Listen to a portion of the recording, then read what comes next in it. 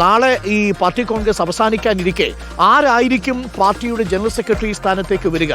ദേശീയ കോർഡിനേറ്റർ പദവിയിൽ നിന്ന് പ്രകാശ് കാരാട്ട് മാറുകയും അവിടെ സീതാറാം യെച്ചൂരിക്ക് ശേഷം പുതിയ ജനറൽ സെക്രട്ടറി വരാൻ സാധ്യതയുള്ളത് 2 പേർക്കാണ് എന്നാണ് പി ആർ സുനിൽ റിപ്പോർട്ട് ചെയ്യുന്നത്. അതിൽ ഏറ്റവും കൂടുതൽ സാധ്യത കൽപ്പിക്കുന്നത് ആർക്കാണ് എന്ന് നമുക്ക് പി ആർ സുനിലിനോട് ചോദിക്കാം. P R Sunil, very good morning P R Sunil. ഇവിടെ നല്ല മഴയുണ്ട്. മധുരയിൽ എങ്ങനെയാണ് പൊതുവെ ഇന്നലത്തെ കാലാവസ്ഥ? മഴ തുടരുകയായിരുന്നോ അതോ മഴ ഒരു ദിവസം പെയ്ത് മറഞ്ഞോ? Good morning Arun. ഏതായാലും ആ ഒരു ദിവസത്തെ മഴയോടെ തൽക്കാലം മധുരയിലെ മഴ അവസാനിച്ചു. ഇന്നലെ രാത്രിയും മഴ പെയ്തെന്ന് തോന്നുന്നു, അറിഞ്ഞില്ല. ഏതായാലും ഒരു വലിയ ചൂടില്ല, കാലാവസ്ഥ ഒന്ന് തണുത്തിട്ടുണ്ട്. കഴിഞ്ഞ നമ്മൾ വന്ന സമയങ്ങളിലൊക്കെ തന്നെ പൊടിയും നല്ല ചൂടുമൊക്കെ ആയിരുന്നു. അപ്പോൾ വലിയ ആശങ്കയായിരുന്നു ആ ചൂടിൽ തുടരേണ്ടി വരുമോ എന്നത്. ഏതായാലും അതിന് തൊട്ടടുത്ത ദിവസം ഒരു മഴയുണ്ടായിരുന്നു. ഏതായാലും അന്തരീക്ഷം തണുത്തിട്ടുണ്ട്. വലിയ ബുദ്ധിമുട്ടില്ലാത്ത കാലാവസ്ഥ എന്ന് തന്നെ പറയാം.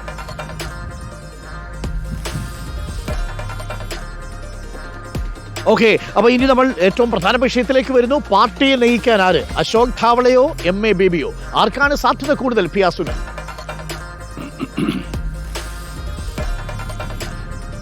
അരുൺ, എന്തായാലും ഇന്ന് വൈകുന്നേരം പോളിറ്റ് ബ്യൂറോ യോഗം ചേരുന്നുണ്ട്. ഇന്ന് ചേരുന്ന പോളിറ്റ് ബ്യൂറോ യോഗത്തിൽ ഇത് സംബന്ധിച്ച് ഏകദേശ ധാരണയുണ്ടാകും. നാളെ പിന്നീട് കേന്ദ്ര കമ്മിറ്റി ചേർന്നായിരിക്കും പുതിയ ഭാരവാഹികൾ ആരൊക്കെ എന്നത് സംബന്ധിച്ചുള്ള തീരുമാനം CPIM എടുക്കുക. ഏതായാലും 80 അംഗ കേന്ദ്ര കമ്മിറ്റിയെ ആദ്യം തീരുമാനിക്കും. അതിനുശേഷം ആ കേന്ദ്ര കമ്മിറ്റി പോളിറ്റ് ബ്യൂറോയെ നിശ്ചയിക്കും. പിന്നീടാണ് ഒരു ജനറൽ സെക്രട്ടറിയെ തീരുമാനിക്കുക. ഏതായാലും പോളിറ്റ് ബ്യൂറോയിലെ ഇപ്പോഴത്തെ സീനിയോറിറ്റി അനുസരിച്ചും 75 വയസ്സ് പ്രായപരിധി കർശനമാക്കുന്ന ഒരു സാഹചര്യം പരിഗണിച്ചും MA ബേബിക്കാണ് ജനറൽ സെക്രട്ടറി ആകാനുള്ള സാധ്യത എന്ന് പൊതുവെ ചൂണ്ടിക്കാണിക്കപ്പെടുന്നുണ്ട്. അതേസമയം പല ഘടകങ്ങളും, പ്രത്യേകിച്ച് ബംഗാൾ ഉൾപ്പെടെയുള്ള ഘടകങ്ങൾ അശോക് ധാവളയെ ജനറൽ സെക്രട്ടറി ആക്കണം എന്ന നിലപാട് മുന്നോട്ട് വയ്ക്കുന്നുണ്ട്. ഏതായാലും കേന്ദ്ര കമ്മിറ്റിയിൽ ഈ നിലപാട് ബംഗാൾ ഘടകം ശക്തമായി ഉന്നയിക്കും എന്നാണ് മനസ്സിലാക്കാൻ കഴിയുന്നത്. ഇന്നലെ ചില നേതാക്കളുമായി സംസാരിച്ചപ്പോൾ അവരൊക്കെ പറഞ്ഞത് അശോക് ധാവളയായിരിക്കും പുതിയ ജനറൽ സെക്രട്ടറി ആകേണ്ടത് എന്നൊരു അഭിപ്രായമാണ് തങ്ങൾക്കുള്ളത് എന്നാണ് ബംഗാൾ ഘടകം നേതാക്കൾ വ്യക്തമാക്കിയത്. ഇതിന് കാരണമായി ബംഗാൾ ഘടകം നേതാക്കൾ പറയുന്നത് ദേശീയ തലത്തിൽ പ്രവർത്തിക്കേണ്ട ജനറൽ സെക്രട്ടറി തീർച്ചയായും ഭാഷാപരമായി പ്രത്യേകിച്ച് ഹിന്ദിയും ഇംഗ്ലീഷും ഒക്കെ നന്നായി കൈകാര്യം ചെയ്യാൻ കഴിയുന്ന ആൾ കൂടി ആയിരിക്കണം എന്നതാണ് ഈ ബംഗാൾ ഘടകം നേതാക്കൾ പ്രധാനമായും ചൂണ്ടിക്കാണിക്കുന്നത്.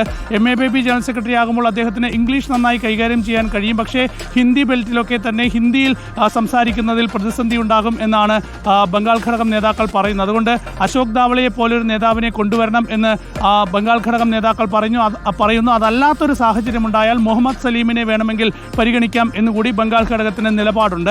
ഏതായാലും കേന്ദ്ര കമ്മിറ്റിയിൽ ഇക്കാര്യം ശക്തമായി ഉന്നയിക്കാൻ തന്നെ ബംഗാൾ ഘടകം തീരുമാനിച്ചിട്ടുണ്ട്. ഇതൊരു വലിയ ഭിന്നതയിലേക്ക്, ഒരു തർക്കത്തിലേക്ക്, അഭിപ്രായ ഭിന്നതയിലേക്ക് ഈ വിഷയം പോവുകയാണെങ്കിൽ ഒരു വോട്ടെടുപ്പ് നടക്കാനുള്ള സാധ്യതയും ഈ വിഷയത്തിൽ തള്ളിക്കളയാനാകില്ല. ഏതായാലും കേരള ഘടകം തീർച്ചയായും അശോക് ധാവളയെ പിന്തുണയ്ക്കാനുള്ള സാധ്യതയില്ല. കാരണം നമുക്കറിയാം, കേരളത്തിലെ നവകേരളത്തിനുള്ള പുതിയ രേഖയൊക്കെ തന്നെ അവതരിപ്പിച്ച് മുന്നോട്ട് പോകുമ്പോൾ തീർച്ചയായും അതിലെ ചില നിലപാടുകളിലൂടെയൊക്കെ തന്നെ ശക്തമായി വിയോജിപ്പുള്ള നേതാവാണ് അശോക് ധാവളെ. നമുക്കറിയാം, നേരത്തെ കേരളിനെതിരെയൊക്കെ തന്നെ അദ്ദേഹം സംസാരിച്ചിട്ടുണ്ട്. മുംബൈയിൽ മെട്രോ പദ്ധതിക്കെതിരെ അദ്ദേഹം നിലപാട് സ്വീകരിച്ചിട്ടുണ്ട്. അപ്പോൾ ഈ സ്വകാര്യവൽക്കരണ നയത്തിനെതിരെയൊക്കെ തന്നെ ശക്തമായ നിലപാട് സ്വീകരിക്കുന്ന ഒരു നേതാവായതുകൊണ്ട് തന്നെ കേരള ഘടകം നേതാക്കൾ അശോക് ധാവളയെ പിന്തുണയ്ക്കാനുള്ള സാധ്യതയില്ല. ഏതായാലും ഈ വിഷയത്തിൽ വലിയ ചർച്ചകൾ നടക്കും എന്ന കാര്യത്തിൽ യാതൊരു സംശയവുമില്ല. ആ ചർച്ചകൾ വോട്ടെടുപ്പിലേക്കൊക്കെ തന്നെ പോകുമോ എന്നത് കാത്തിരുന്ന് കാണാം.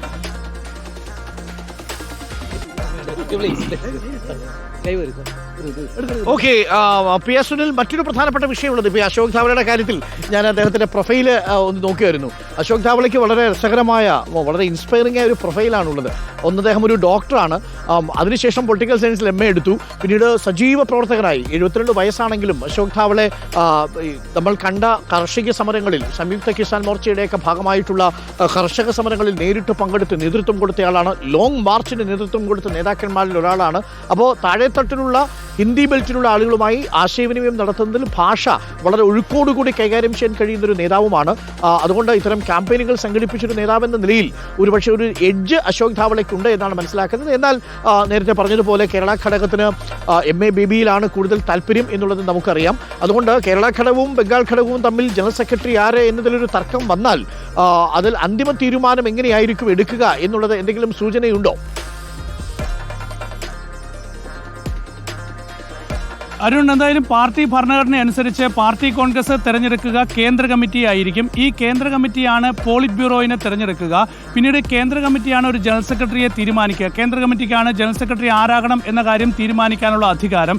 ഏതായാലും ഒരു തർക്കം ഈ വിഷയത്തിൽ വരികയാണെങ്കിൽ തീർച്ചയായും ഭൂരിഭാഗം അംഗങ്ങളുടെ നിലപാട് എന്താണോ അതിനനുസരിച്ച് തീരുമാനത്തിലേക്ക് പോവുക. ഇനി വോട്ടെടുപ്പ് വേണം, അത് രഹസ്യ വോട്ടെടുപ്പ് വേണം എന്നൊക്കെ നേതാക്കൾക്ക് ആവശ്യപ്പെടാനുള്ള അവകാശം ഭരണഘടനാപരമായിട്ടുണ്ട്. അപ്പോൾ ആ ഒരു ആവശ്യം ഉന്നയിക്കുകയാണെങ്കിൽ അങ്ങനെ ഒരു വോട്ടെടുപ്പിലേക്ക് പോകാനുള്ള സാധ്യതയും തള്ളിക്കളയാനാകില്ല. ഏതായാലും അരുൺ ചൂണ്ടിക്കാണിച്ചതുപോലെ തന്നെ അശോക് ധാവളെ വലിയ പരിചയ സമ്പത്തുള്ള ഒരു നേതാവ് തന്നെയാണ്. 1998 മുതൽ അദ്ദേഹം കേന്ദ്ര കമ്മിറ്റി അംഗമാണ്.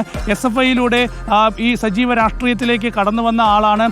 ട്രേഡ് യൂണിയൻ പ്രവർത്തനത്തിലൂടെ, കർഷക തൊഴിലാളി മുന്നേറ്റത്തിലൂടെയൊക്കെ തന്നെ ദേശീയ തലത്തിൽ വലിയ ശ്രദ്ധ പിടിച്ചുപറ്റിയ നേതാവ് കൂടിയാണ്. അരുൺ പറഞ്ഞതുപോലെ തന്നെ ലോങ് മാർച്ച് ദേശീയ തലത്തിൽ വലിയ ശ്രദ്ധ നേടിയ ഒരു വലിയ മുന്നേറ്റമായിരുന്നു മഹാരാഷ്ട്രയിലെ ലോങ് മാർച്ച്. 10,000-കണക്കിന് കർഷകരൊക്കെ തന്നെ മുംബൈ നഗരത്തിലേക്ക് ഇരച്ചെത്തിയ ആ ലോങ് മാർച്ചിന് നേതൃത്വം നൽകിയതും ആസൂത്രണം നൽകിയതും ഒക്കെ തന്നെ അശോക് ധാവളെയായിരുന്നു. പിന്നീട് ഈ ദേശീയ തലത്തിലെ പല മുന്നേറ്റങ്ങൾക്കും അദ്ദേഹം നേതൃത്വം നൽകിയിട്ടുണ്ട്. അങ്ങനെ ദേശീയ തലത്തിൽ ഒരു മുഖമായി നിൽക്കുന്ന നേതാവ് കൂടിയാണ് അശോക് ധാവളെ.